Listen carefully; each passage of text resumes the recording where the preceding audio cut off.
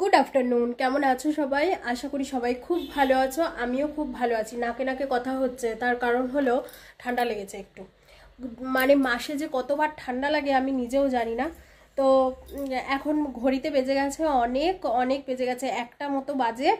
আর আমি তো একদম সকালের সব কাজকর্ম সেরে ঘর ঠর পরিষ্কার করে একদম স্নান টান করে এই মাত্র পুজো দিলাম। পুজো দিয়ে এখন যাব রান্না করতে। এই যে পুজো দেওয়া হয়ে গেছে, এখন যাব রান্না করতে। তার আগে ভাবলাম যে ঘরে যাই, ঘরে গিয়ে আগে পায়ের বেল্টটা পরে নিই, কারণ অনেকক্ষণ দাঁড়িয়ে থেকে রান্না করতে হবে তো পুরো একদম মানে পাটা আরও যন্ত্রণা করবে, তাই জন্যে পায়ের বেল্টটা পরে নিয়েছি। এই যে ডাক্তার দেখিয়ে এসেছি। তো এই পাটায় তো ব্যথা মানে অনেক দিন ধরেই ডাক্তার দেখিয়ে এসেছি। ডাক্তার এক্স-রে করিয়েছে, এক্স-রে করানোতে এক্স-রে রিপোর্ট বেরিয়েছে, ওখান থেকে হাড় সরে গেছে আর কি। তো ওই জন্য পায়ের বেল্ট দিয়েছে আর ওষুধ দিয়েছে। ওষুধ খেয়ে আবার 2 সপ্তাহ বাদে যেতে বলেছে। ওষুধ প্রায় শেষের দিকে আবার যেতে হবে। ফার্স্ট টাইম গেছিলাম ওই হসপিটালে ডাক্তার দেখাতে, তাই জন্য তোমাদের সাথে শেয়ার করিনি। এরপরে নেক্সট যেদিন যাব সেদিনকে অবশ্যই তোমাদের সাথে শেয়ার করব। আর এদিকে ওই জন্য পায়ের বেল্টটা মানে পরে নিয়ে তারপরে কাজকর্ম করি। যখন মানে ডাক্তার বলেই দিয়েছে হাঁটা চলা করলে পায়ের বেল্টটা পরে নেবে অবশ্যই, আর যখন রেস্ট করবে তখন ওটা খুলে রাখবে। তাই জন্য সেরকমভাবেই করি। আর বিশেষ করে রান্না করতে আসলে এটা তো সবার আগে পরি, কারণ অনেকক্ষণ দাঁড়িয়ে থেকে রান্না করতে হয়, অনেকক্ষণ দাঁড়িয়ে থাকতে হয়, তাই জন্যে। যাই হোক, এদিকে তো সব কাজকর্ম সারা আমার পুরো কমপ্লিট হয়ে গেছে। বাড়ি পুরো ফাঁকা, স্বপন গেছে একটু কাজে, আর মাম্মাম তো গেছে স্কুলে। মাম্মামের আজকে লাস্ট পরীক্ষা, ওর আজকে পরীক্ষা শেষ হলেই হয়ে যাবে কমপ্লিট। আর এগুলো তো আর ফাইনাল হয় না, এগুলো আর কি মানে ক্লাস টেস্ট হয় 1 মাস বাদে বাদে। তো এই নিয়ে ওর সেকেন্ড পরীক্ষা হচ্ছে, মানে সেকেন্ড টেস্ট হচ্ছে আর কি। বাইরে তো ভীষণ হাওয়া, যেমন সেরকম ঠান্ডা। রাত্রির বেলা আমরা ফ্যান চালাই না, ফ্যান না চালিয়ে শুই। যাই হোক, ঘর পুরো একদম ফাঁকা। ঘড়িতে বেজে গেছে 1টা 5। এখন আমি রান্না করব। সবজি টবজি কালকে রাত্রির বেলায় কেটে রেখে দিয়েছিলাম, তাই জন্য এখন ফটাফট 2টো কড়াইতে বসিয়ে দেবো, তাহলেই হয়ে যাবে। আর ওদিকে কালকে রাত্রিবেলা খাওয়া দাওয়া করে না বাসন একদম মাজিনি। এত ঠান্ডা জল পড়ছিল, মাজতে একদম ইচ্ছা করছিল না। তার মধ্যে ঠান্ডা লেগেছে। স্বপন বলছে যে মাছ দেওয়া হবে না, রেখে দাও। তো ওই জন্য অনেকগুলো বাসন বেরিয়েছে। দেখো, প্রেশার থেকে শুরু করে হাঁড়ি থালা বাসন গ্লাস মানে অনেক বাসন বেরিয়েছে। 1 গামলা, মানে গামলা থেকে উপচে পড়ছে। তো এখন বেশি আর কথা বলবো না, একদম বাসনগুলোকে গুছিয়ে রেখে তারপরে একদম রান্না বান্না শুরু করবো। স্বপন আমাকে বলে গেছে 1টার সময় আসবে, 1টা বেজে গেছে। আর বলা যায় না, কাজের জায়গায় তো টাইম টু টাইম বলা যায় না। তো ফটাফট করে রান্না বান্না শুরু করি আর ওগুলোকে আগে গুছিয়ে নিই।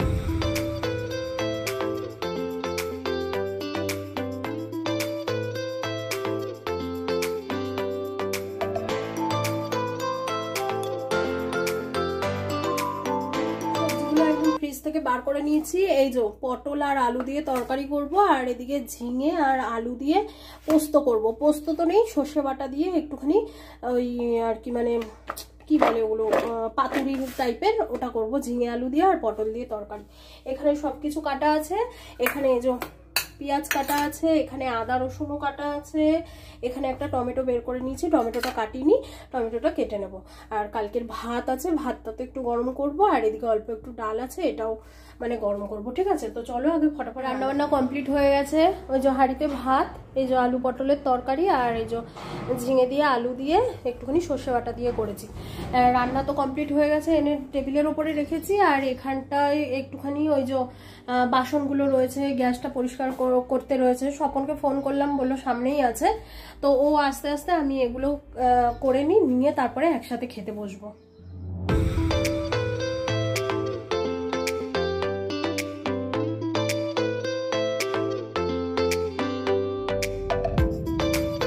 সন্ধে বাজে 7টা, আর এখন এইমাত্র সন্ধে হলো। আর মামাম স্কুল থেকে এসে খাওয়া দাওয়া করে একটুখানি ফোন দেখছিল। তো 6:30 যখন বাজে তখন বলছে মামাম আমার জোর ঘুম পেয়েছে, আমি ঘুমিয়ে পড়ি একটু, বলে ওরকমভাবে ঘুমিয়ে পড়েছে। আর ওর পাপা এইমাত্র চলে গেল কাজে, ও আসবে 9:30 10টা নাগাদ আসবে। আর বাইরে একটুখানি শুয়েছিলাম, ঘুমাইনি, শরীরটা এত খারাপ লাগছে। বাইরে যত জামা কাপড় মেলে দিয়েছিলাম সব তো এখানে দড়ির মধ্যে লাগিয়ে রেখেছি। এত মানে বৃষ্টি, এখনো সন্ধে দিইনি, সন্ধে দেব। আর এদিকে তার মধ্যে না জল নেই, জল শেষ হয়ে গেছে পাম্পে, তো জল নেই। যাই হোক, মামাম খেয়েছে, ও একাই খেয়েছে। আমি বলছি আমার শরীরটা ভালো লাগছে না, তুই একা খা। একা খেয়েছে, একা খেয়ে আমি গিয়ে শুয়েছিলাম, মানে ঘুমাইনি, এমনি শুয়েছিলাম। তো একাও খাওয়া দাওয়া করেছে, খাওয়া দাওয়া করে থালা বাসন বেসিনের মধ্যে রেখে হাত ধুয়ে গিয়ে ও তারপরে শুয়েছে। আর সেই সময় আলিশি করে বাসনটা মাজিনি, এখন বাসনটা রয়েছে, মানে শুধু ওরই স্কুলের টিফিন বক্স আর এই সেটা মানে খাওয়ার যে খেয়েছে যে সেই থালাটা, গ্লাসটা, আর একটা থালা মানে তরকারির থালা, আর একটা হাতা, তো ওই কটাই রয়েছে। আলিশি করে মাজিনি, এখন কিছুক্ষণ আগে উঠে দেখেছি যে জল নেই। তবুও মানে বাথরুমের কলে তো জলই পড়ছিল না, রান্নাঘরের বেসিনে জল পড়ছিল বলে 1 গামলা জল ভরে রেখেছি, ওটা দিয়ে বাসনটা মেজে নেবো। আর আমি যে কথা বলছি সেই কথার সাথে সাথে একটা আওয়াজও তোমরা শুনতে পাচ্ছ। সামনে একটুখানি জায়গা ফাঁকা আছে, সেই জায়গাটাকেও বাদ দিল না, সেখানেও চলে এসছে কলের লাইন করতে। মানে বিশাল বড় গাড়ি এসছে কলের লাইন করতে, একদম মানে বড় বড় সেই লোহার পাইপগুলো নিচে ঢোকাবে। এইটা চলবে আজকে শুক্রবার, রবিবার অবধি চলবে, রবিবার সকাল অবধি চলবে, এরকম আওয়াজ। তো চলো সন্ধেটা দিয়ে নি, সন্ধে হয়ে গেছে। আর মামাম তো ঘুমাচ্ছে, ঘুমাক। আজকে টিভিও দেখা যাবে না, কিছুই দেখা যাবে না এই আওয়াজ। ওই যে গাড়িটা, ওই গাড়িটার আওয়াজ হচ্ছে, দুটো করছে।